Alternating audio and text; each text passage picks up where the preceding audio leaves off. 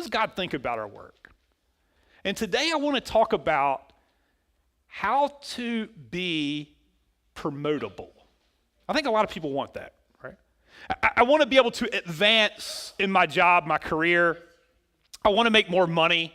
I want to get a raise. I'm going to tell you how to do that today. How can you, what are some qualities that you need to have in order to be promotable, to get a promotion? A lot of times people say it this way. They'll say somebody has it. Does that make sense? The it factor. That's kind of what we want to talk about today. And so the it factor really is one of those things that you can't describe. You almost have to see it. So I got a couple people that I think have the it factor. The first one is this. He's the greatest basketball player of all time. Do y'all agree with that? Look at him. You know, anybody that can do that, it's just absolutely incredible. He can't do that anymore, but anyway, that's fine. I'm just playing. He can do some of it. I think one of the greatest athletes of all time, Michael Jordan, at least when I was a kid, and even now, I mean, he's one of the most competitive people that's ever lived. But one of the things I know about Michael Jordan is not only was he a great athlete, he was a great team player, and he brought his team to championship after championship. A great guy. He has, I would say, Michael Jordan has the it factor. He's also a billionaire today, I believe. So anyway, that's a whole different thing. The second one is a guy that I don't really like, but I have to admit he has the it factor. Anybody like this guy? The greatest. I did it just for Antoine because he's not on the Dallas Cowboys. So there you go, Antoine, just so you know. I mean, it's just, obviously it's not a cowboy, so we're good with that. But he has the most. You don't mess with it. I can't mess with the sound guy or else I'm going to be in trouble, right? I'm going to cut my sound off. He has the most Super Bowls rings of all time. Tom Brady has the it factor. We'll get him off the screen. Here's another one. He's in a different field. Gordon Ramsay, one of the greatest chefs. He's got his own TV shows. He's got multiple TV shows. If you want to know anything about being chefs, he's got Michelin star restaurants. And the reason why I know he has the it factor is my wife wants to go to his restaurants. Have you ever looked at the prices of his food in a Michelin star restaurant? But I do want to try the beef Wellington. So anyway, we'll get him off the screen. And then I have one more, and that is her. She's young. She's an actress. She writes and sings songs. She produces and has clothes and produces all kinds of things and has her own production company. And she, as young as she is, Selena Gomez, is a billionaire, which is quite the feat. And I believe you could say whether you like her acting or whether you like her as a person or definitely not her politics, whatever. But she has the it factor. You know, some restaurants have the it factor, especially this one, I think, Chick-fil-A. I mean, you can say it whether you like it or not, but here's what I do know about them. I saw this one day. I drove up, and Chick-fil-A literally had 100 cars in the parking lot, and they got you through in 5 minutes or less. I would say they have the it factor. I mean, their food's always good. They always have nice service. And the restaurant right next to them, I'm not going to mention them by name, Taco Bell, but anyway, they had 5 cars and couldn't get them through in 5. You know, it's like, what in the world, right? And so, anyway, Chick-fil-A has the it factor. I wish we would hire them to handle some of the government stuff. That's just my ploy for everybody, right? DMV, right, Rachel? I'm just playing. I want to stop there just 1 second to say this. The DMV in Suffolk is fantastic, and that's because of Rachel. I really believe that. She has the it factor. As you go in there, and I automatically think, right, I'm going to go in DMV, and I already have an attitude going in because I hate bureaucracy, period. I hate even having to go. But Rachel is, if you have to go to DMV, go see Rachel. She has the it factor. Okay, I'll give you that. But can I just say this about Social Security? If you ever have to call those people, wouldn't it be great just to give Chick-fil-A? What would they do, right? I mean, if they could become that efficient. Okay, anyway, we'll just leave that alone. My wife asked me this morning, she said, what are you preaching on today, John? And I told her this, and she said, you know, maybe you should talk about yourself because, you know, you're a great husband. You're one of the sexiest men alive, and I'm just playing. She actually didn't say that, but I think she would have. Okay, we're just going to stop right there. That was dumb. Okay, so we're talking about the it factor. What does it have to do with the Word of God? Can I tell you something I wrote this principle down because I didn't want to forget it. That one of the things that I know about that is this, is that it's not about getting it, it's about being it. That if you want a promotion, it's not about getting a promotion, it's about being promotable. Does that make sense? If you're looking for a spouse, it works in that area too. It's not about finding the right person, it's about becoming the right person, and the right person will find you. I don't know if you knew that, but that's huge. And I believe that's true of the Bible. And so what we're going to do is this, whether you like the list of people I had or restaurants and all that's up to you. I want to talk about a person in the Bible that had the qualities for you to help you be promotable. There's two of them that I would highly recommend studying, and I always say this, if I'm mentoring anybody or young adults, I would highly recommend it, but I recommend it for anyone that wants to be successful. Two people to study. One is Joseph, who we talked about just a couple weeks ago in a series called Dreams to Destiny, and if you didn't get a chance to hear that, go back and listen to it, because his life is worth a pattern, because he went from being a slave to second in command in the entire world. That takes a lot. I always like to hear, how did somebody do that? And the Bible shows us at the end of the book of Genesis. Today, though, we're going to talk about the other person. His name is Daniel. One of the most accomplished people that has ever lived. God showed him things that he's never shown anyone else. So I would tell you that Daniel was an amazing person. Let me kind of set up the story for you, though, just a moment, about who he is. He has his own book in the Bible. It's called Daniel. And I would highly recommend reading. And if you've never read the book of Daniel, it's on the back of your handout and you can get into details. Today, we're just going to take some snapshots from his life. So realize we're going to kind of jump around. But let me tell you how he got started. He came at a time in the nation of Israel where Babylon was the empire of the world. And Israel had done some things to annoy them. And so King Nebuchadnezzar, the king of the world at the time, one of the most ruthless people to ever be king of the world, but he was powerful, came to invade and besiege Israel. But before he did, many years before he besieged Israel, he had a pattern of saying, hey, before I come in, and I know a lot of people are going to die when I come in to do this, he broke in first and he took the best and the brightest to his great city, Babylon. Babylon was known as one of the ancient wonders of the world. The Hanging Gardens of Nebuchadnezzar was one of the ancient wonders of the world. So it was an amazing city. And Daniel was one of the young people that they select. I always wonder, like, would our kids be selected? You know what I mean? Like, did they have the it factor that they would have grabbed them out? Now realize that was something amazing, right? Because he's basically grabbing you from your homeland. That's not great, right? I mean, you're being kidnapped, taken hostage. Actually, not hostage, you will go with them. And the difference is this, in your internship program, if he likes you, it's going to be great for you. If he doesn't like you, the way out, they don't fire you, they just kill you. There's no human right, so it's kind of like, wow, you better get your act together. But he ends up in Babylon. And if you pass his training program, you get to be one of the amazing people in the most amazing city in the world. See, that's what he was doing. He was stacking the city of Babylon with the best and the brightest. And they're going to train you for a couple years on how to fit into that city, how to not irritate the king, and how to become Babylonian. And then Daniel did this. Daniel chapter 1 and verse 8, it says this, But Daniel resolved not to defile himself with the royal food and wine. And he asked the chief officials for permission not to defile himself in this way. So Daniel gets there, and this is all about, at this point, compliance. Does that make sense? You will be like us now. We want you as the best and the brightest in your IQ, but we don't want your culture. We want you to come into our city and fit in. But Daniel realizes that if I do that, we don't know exactly why he said he didn't want to eat the king's meat. There could have been several reasons. Maybe it wasn't kosher because they're Jewish. It might have been that the food was offered to idols, which would have been demons. It could just be a matter of conscience. And I really think it was that. I think he drew a line in the sand and said, I have to have some guardrail in my life that keeps me from becoming their culture.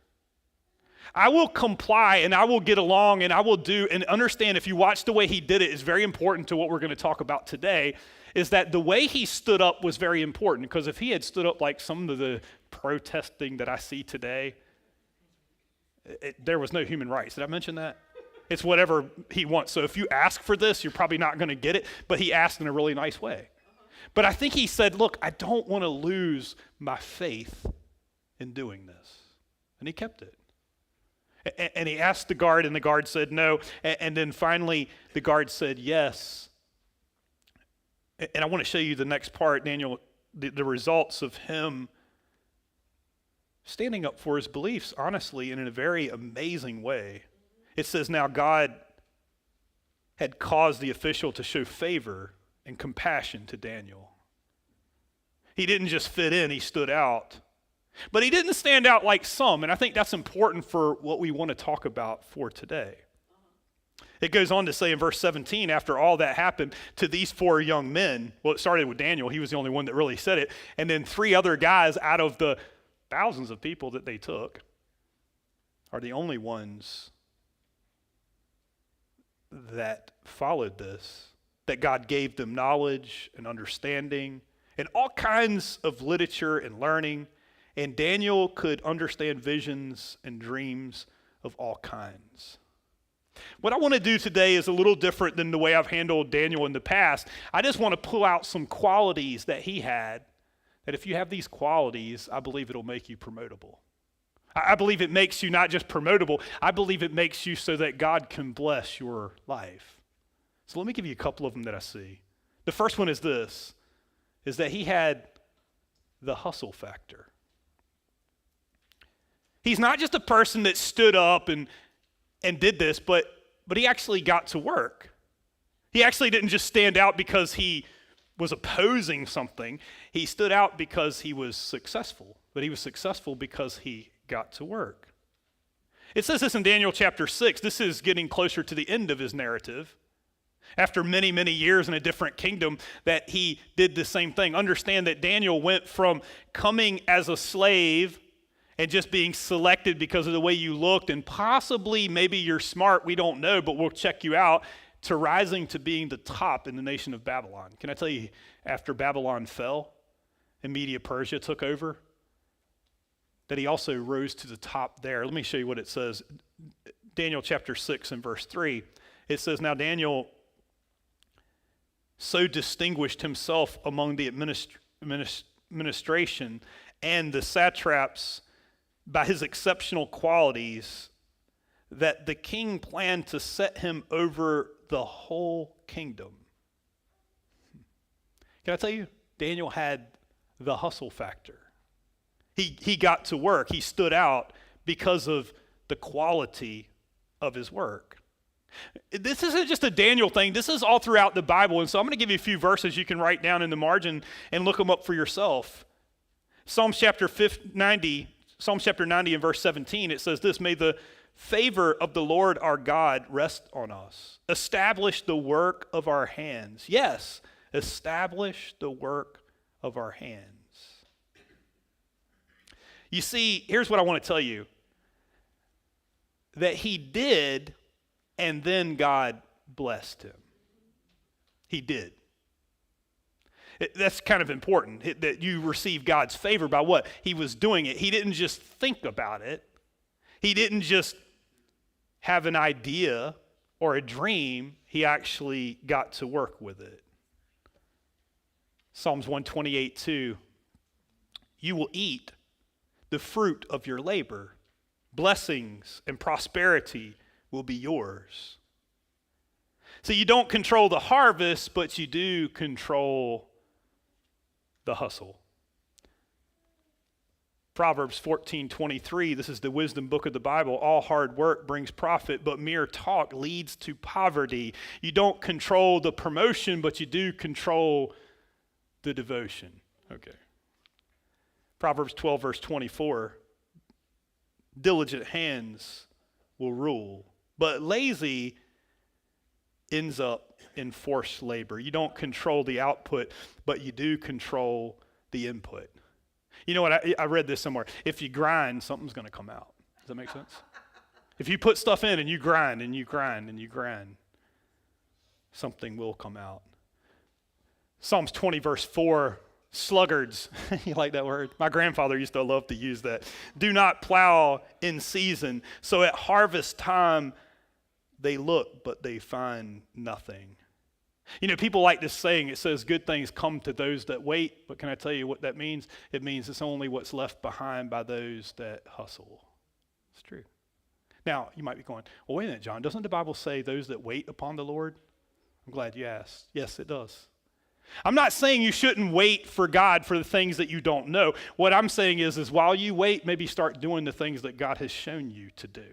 Some of us know what God has said, but we want to see the whole plan. See, I want the whole idea to lay out, and that's not how it works. You start, and it's amazing how it'll work out as you go. But if you wait, it will never work. You have to hustle. In fact, Proverbs 10 verse 8 says this, lazy hands make poverty, but diligent hands bring wealth. My advice to you, if you're a younger person, is don't be entitled. And I'd say I made some huge mistakes like that in my life. When we always talk about entitlement, we always think of someone else besides ourselves. But I can tell you, as a young person, I felt very entitled, and it stunted me in many ways. I had an attitude of, hey, if you pay me more, then I'll do more work. And so you start to get an attitude of laziness, like I have a resentment, so therefore I'm not going to do it. And you bring that life into it, and I got to tell you what it does to you, right? Well, I can just tell you from the verse, right? It brings poverty. And you start blaming everyone else. It will never hurt. Earn it, right? Understand, you do the work. If you keep grinding, something will come out. It is the hustle factor. And you want to know who had it is Daniel, and he rose to the top of his game. The second factor I see that he had was this, the character factor. I want to tell you that these are not, you can't just pick and choose these. You need all of them. That some people have the hustle factor, but not the character factor. And a lot of people are known for that, right? They hustle, or they're hustlers, and they have no character. And God's never going to bless your life. It won't work out. It'll work out temporarily, but it'll never work out in the long run for you. See, God was with Daniel because Daniel was with God. By the way, God doesn't move. Did you know that? So if you're not feeling blessed by God, it wasn't God that moved. I remember hearing a story about a guy in a pickup truck, and his wife was like, hey, you know, it used to be when we were dating, I was sitting right next to you in that pickup truck, and she was looking at herself, and she was way on the other side. And you know what he said? He's like, well, I didn't move. All right. You get it? Did you know God's saying that to you today? He's saying, I never moved. You want his blessing, it takes character. The problem with character is this, is most of us start off with character. Is that true? Most of us, when we start off in our fields, it's not that we start off crooked or want to do things that are slight, but then have anybody figured out that life really isn't all that fair? Have you had setbacks? And you see, the reason why I did it, the reason why I do this is because, well, that's how it works over here. See, if you're a contractor, do I need to say anything else? Right? I mean, that's just how you have to do it, right? I mean, you can't do it that way. You work in the shipyard, right? I mean, everybody does this, right? If I drive by the garages here and you just, right?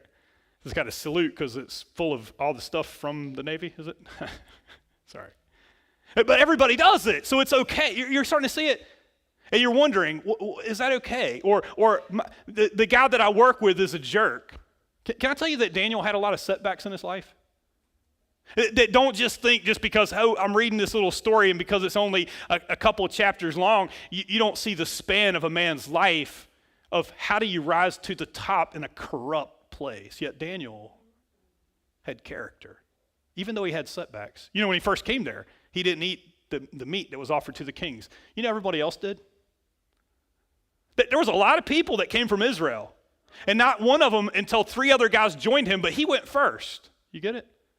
And God blessed him because he was with God. Be careful that if you're not careful with the character factor, you know what happens to you? Is that be careful what you get, right? What you earn. He refused to eat the king's meat. He faced jealous rivals that plotted against him. In fact, he was thrown into the lion's den for following his faith in a whole other empire of the world. He had some things. But here's what it said about him. Daniel chapter 6 and verse 4. At this, the administration and the satraps tried to find grounds for charges against Daniel in his conduct of government affairs, but they were unable to do so. They could find no corruption in him because he was trustworthy and neither corrupt nor negligent. You see, character means this, that you're honest, dependable, and consistent even when, you fill in the blank, right? Even when it's unpopular, even when it costs you, even when no one else is watching or no one else is doing it. God sees. God cares.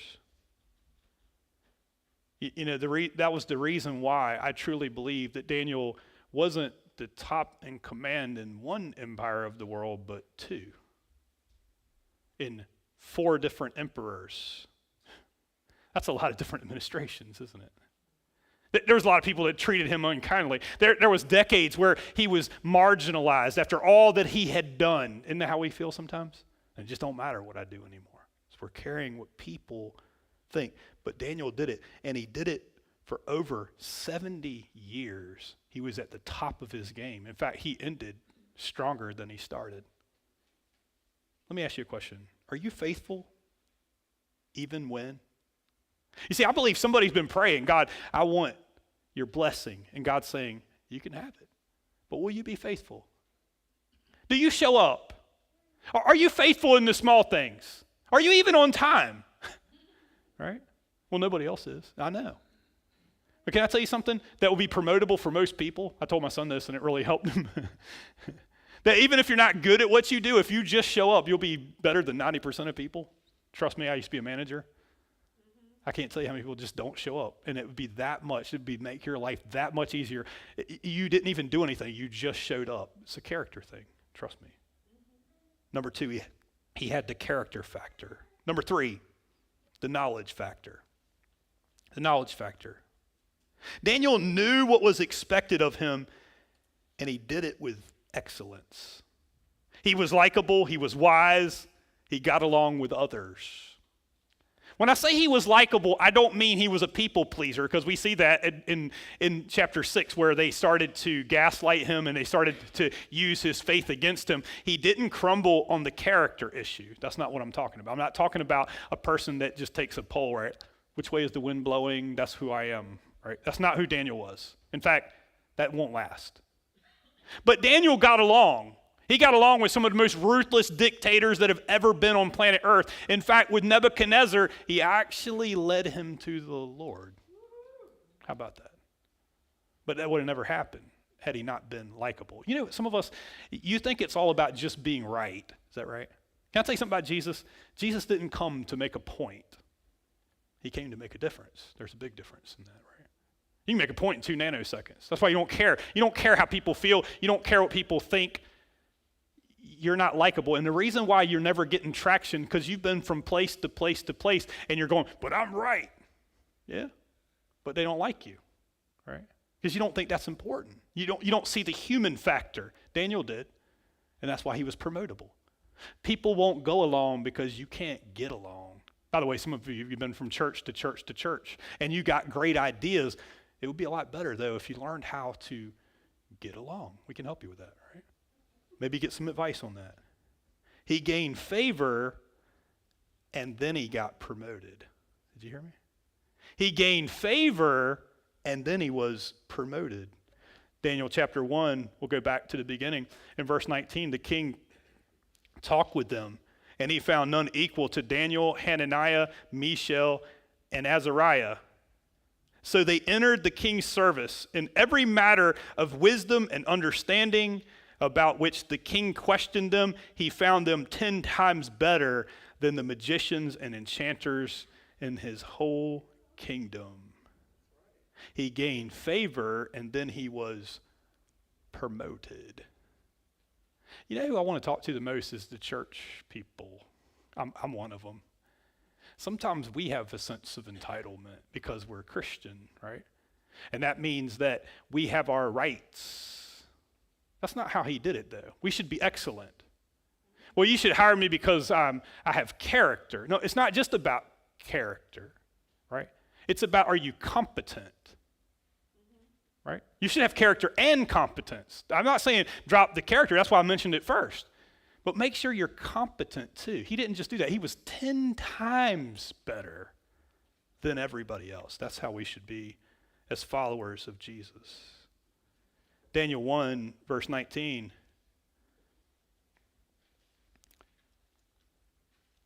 It said that he was 10 times better.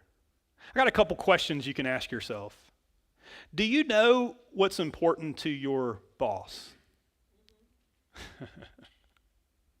Some people go, I have no idea, right? Or I don't think I want to know because my boss is a jerk. Can I tell you again? I mentioned this only because this is why a lot of people say it, right? I don't need to know. But unmet expectations causes frustration. And I know one of the problems is this, is some of you guys really do have a jerk at work. Is that right? And it's your boss.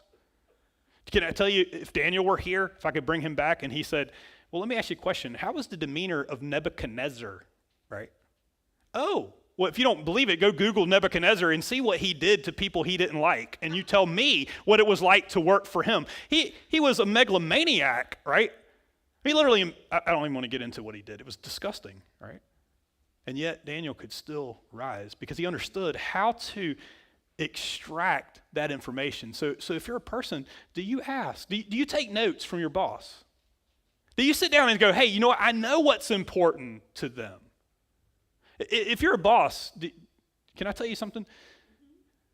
That a majority of companies, people have no idea what if they're actually doing a good job. They did a poll on that. It's true. Because sometimes we think we communicate and we don't. And so really work on that because agreed to expectations are really important. And sometimes we think we have them, but we don't. You'll never get there without it. So if you're a boss, don't use that as an excuse to go, well, they just need to get along with me. Because most people think, and when they did the poll, what they realized was most people think, hey, if my boss isn't upset, that means I'm doing a good job. But you have no idea what you're supposed to be doing, right? I recommend a book. It's called The 1 Minute Manager by Ken Blanchard. If you've never read it, I'd highly recommend it. It's a very short read, but it is so profound. So the knowledge factor. Under promise and over deliver. That would be new for a lot of people, right? Because we always over promise and under deliver. Proverbs 4 verse 7 says, the beginning of wisdom is this: get wisdom though it costs all you have. Get understanding. Ask your boss what the expectations are. Take good notes. And then when you actually do them, point to it. Let them know that you did it. It's okay. I mean, I'm not talking about blowing your own horn, but some people, they don't let the person know, so it's communication. It's good. Which brings us to number 4, the results factor. Some people think they deserve promotion just because they've been there a long time. Some people think they deserve promotion just because they've been loyal. I think loyalty is important. That's why we mentioned the character factor. If you're not loyal, I wouldn't want you on my team. I think places of business should honor that. I think they should help you even when you're going through a hard time. But I think we need to be careful because there is a difference, and some of us work in bureaucracies. If you work for the government, then you know what I'm talking about. They have, it's not about what we produce sometimes. Is that right? But if you want to be promotable, you want God's blessing, then results are important. It isn't just about being faithful. It's about being fruitful. Do you know that's not just a world thing? That's a God thing. And if you don't believe that, then go and read Matthew 25 and read about how God will judge us at the end of time. I want to be very careful when I say results driven and getting to work, because some people will say, well, then are you teaching works for salvation, that the way we get to heaven is because we do works? That's not what I'm saying. We are saved by God's grace alone, through Jesus Christ alone, by faith in him dying on the cross and rising from the dead. It's nothing that we could do. But it also says this, that in Ephesians 2, 8, and 9, it says, for by grace we've been saved through faith. And that not of ourselves, it's a gift of God, not of works, so that no one can boast. But verse 10 says, but we are a workman created in Christ Jesus to do good works. God does care what we do. Sometimes people that teach grace go, well, it doesn't matter what we do anymore. You couldn't be more wrong, because what we do now, we do out of love for God. But if you want God to bless your life beyond what you can imagine, the same way he did with Daniel, then results matter, right? That it's not just about having character, it's what you do with that character that matters too, to have results. Busy doesn't mean productive. Do you understand? Daniel chapter 2 in verse 48, then the king placed Daniel in a high position and lavished many gifts on him, and he made him ruler over the entire province of Babylon and placed him in charge of all of its wise men. Promotable people produce measurable results. I think that's important. So the results factor. Number 5, the growth factor. The growth factor. Daniel was constantly growing. Ready when the opportunity came. In 2 empires, in 4 emperors, over 70 years. And at the end of his life, he was at the top of his game because he constantly was growing. He was constantly learning. By the way, not only was he blessed by the emperors of the world, but at the end of the book of Daniel, you will read the greatest prophecies that have ever been given to anyone. That includes John at the end of Revelation. Daniel received prophecies that not only John got. I can't tell you who got the better revelations. All I'm telling you is Daniel has some prophecies in the book of Daniel that God revealed to him that he has revealed to no one else. And I believe a big factor of it is because he was constantly learning and growing and applying and never thinking that he reached the mark, that he wasn't continually growing. It's what kept him relevant even when those times are. When his moment came, he was ready. Let me ask you this, person that's been praying for a new opportunity. Are you ready for when it comes? Have you been preparing for it? Proverbs 18 and verse 16 says, a man's gifts make room for him and brings him before a great people. That was so true of Daniel. What are you doing to grow? Or are you old now and you know it all, right? Yeah, I remember my grandma when she was in her 90s and saying, I'm still learning. She would wake up at 4 a.m. and read her Bible and pray, and she would read it, and I was like, what does she have to learn now, right? I mean, she's at the end, but she kept saying, I'm learning so much now. The Apostle Paul, at the end of his journey, he said, please bring the scrolls. You're thinking, you wrote some of those. What are you doing? You're still studying and still learning and still growing. When does that stop? When you're dead. But some of us die long before we're put in the ground. Did you know that? Because we stop growing. It's important to me. I'm not asking you to do anything that I'm not doing myself. And this is not to put me on a pedestal, because I have a long ways to go. And it's one of the reasons why I need this the most. Is that it's very easy to go, well, you're a pastor, and so you're here, and But some pastors do that. It's a very big mistake. It's one of the reasons why our church has overseers. I meet with them. And one of my overseers, Lindsay Poteet, he's been pastoring longer than I've been alive. You know what I mean? And that's important to me. So he can tell me where I'm going. I've got Eric that's a peer mentor that we did together, and we meet to have accountability. I've got Brandon Goff, who's younger than me, and he thinks he knows stuff. I'm just playing. But he does know stuff, and he's more cutting edge, and I have to have that in my life. I'm not saying it because you have to have the same things I do. I'm just telling you, I'm not saying it to do anything that I'm not doing. I have consultants and coaches, and I pay for that. Can I tell you something about paying? Because some people look at the price tag of counseling and coaching and all of that, and they go, man, that's a lot of money. Why would you spend any money on that? Can I tell you something? If you don't invest in you, no one else will. Did you know that? If you don't invest in you, that's why it says, to gain wisdom, go back and read that verse. It says they gave everything to get wisdom because they realized that wisdom was more important than money, because you can make more money. You get it? But for the kingdom of God, it's so critically important, networking and all those things. You know, I did that when we started selected leadership in the church. One of the guys has been with me the longest, and he gave me permission to share this a while back, so I'm assuming he's okay with me sharing it now. Butch Castle, who's been on my board almost since the beginning. He came with us from community church. I remember when we had Butch and he came as a board member. It was funny because when we were leaving community church and we had a gathering before we planted, Butch was crying and he said, you know, I know I need to go to this church plant, but I don't want to go. It was kind of funny. But he has been one of the best guys that I've had. But one of the reasons why I selected him is because Butch had bought his diesel mechanic shop. He was a mechanic for a long time and he had enough money to buy his shop. And he did that shortly before we planted. But what I watched with Butch was is that when he became in charge of the whole shop, he had been a mechanic for years, but he had never ran a business. And he went out and got a lot of consulting. You know what it told me? It's like he's teachable. He's learning. I want somebody like that on my team. That's why I picked him. When we went to hire a music minister, John Baston, he gave me permission to share this too, but this has been a while back. So John, if you're in here, sorry if you didn't want this. But when I looked at his resume, and it has really panned out that John was at a very small church before he came to ours, and he wanted to grow in the area of music. He went out and had just got his master's degree in music. You know, John doesn't have one master's degree, he's got 3. One of them is a master's in divinity. He's constantly growing. That's important. When we stop growing, we'll never do it. My point to saying it wasn't to brag on what we have, only to say we're not asking you to do anything that we're not doing.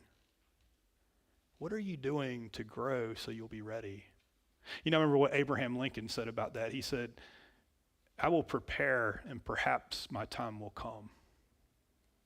If I could say it a little differently, I'd say it in reverse. If you don't prepare, it won't matter if your time comes. I don't know if you ever heard this story, but the story kind of goes like this. 2 farmers pray for rain. One farmer prays for rain and he waits for the rain. The other farmer prays for rain and he plants the field. Let me ask you this. Which farmer do you think will be ready for when God sends the rain?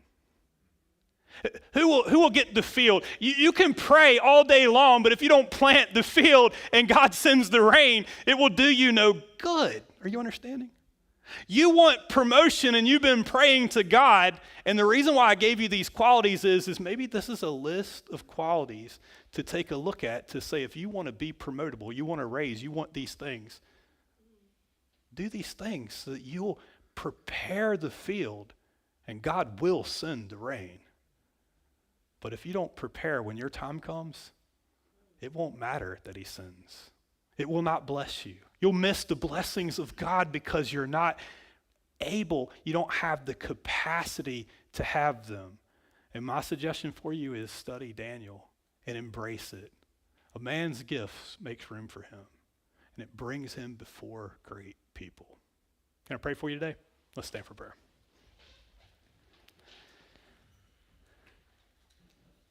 Father, we come before you today, and Lord, I thank you so much for this word. I thank you for the convicting power of a life that you showed. You know, there's really only 2 people in the Bible that we could look at their entire span of life and realize there wasn't a lot negative said about them. Daniel and Joseph. Man, wouldn't they make great studies? I know they're imperfect people. That's not the point. But you shared them for our understanding, and I pray, Lord, that we'll take that and apply it to our lives. Lord, I don't pretend to know where everybody's at with it today.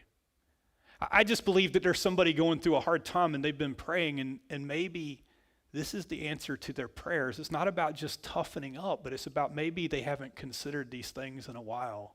It's amazing how demoralizing life can be.